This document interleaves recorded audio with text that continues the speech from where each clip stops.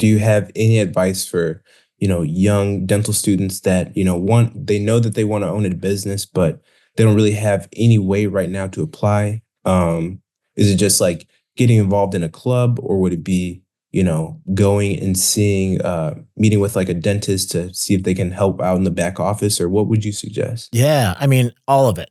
All of it. Like Mhm. one of the big trajectory changing moments for me was like in my very first dental office that I worked for.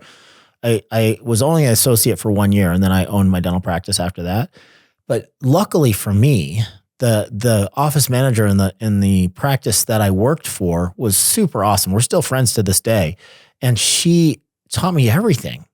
But I was curious, a lot of associates would be like, I'm going to do the dentistry. I'm going to get in at, right at the morning huddle. I'm going to leave right after my last patient. And that's the beauty of not owning my own business. I just don't have to worry about any of the administration, any of the paying of the bills, any of the responsibility of leading the team. I'm in and I'm out. I'm going to do my dentistry, bounce. But I took a different kind of approach to it. I was like, I am going to pretend like I own this dental practice, and I'm going to learn everything that I need to learn about the front office and the back office, and what does it take to place an order with, with one of the manufacturers or one of the supply companies. What does it take to like operate this chair? And if the chair breaks, like, who am I going to call? What does it take to like put in like an e-claim for a PPO insurance? Like, what does it look like to verify insurance? Like I learned all of this stuff the first year that I was out of dental school, and I didn't own the practice. So I was like, man, I'm getting this financial residency where I'm learning everything about running a practice for free, like much more valuable than an MBA would have been.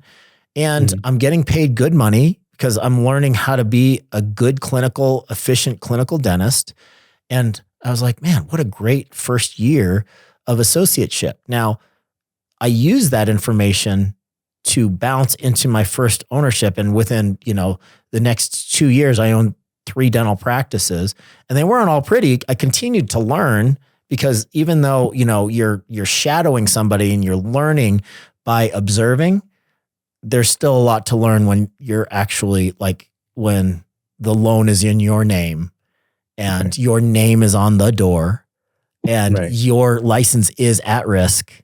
There's a lot to learn there too. But I think that just to get a head start, really, really listening to or reading some basic business books, some of the ones that I talked about already, listening to a good podcast, going to some live events, getting a mentor, and being able to observe and learn from somebody in the trenches is a good way to start prior to owning your own practice.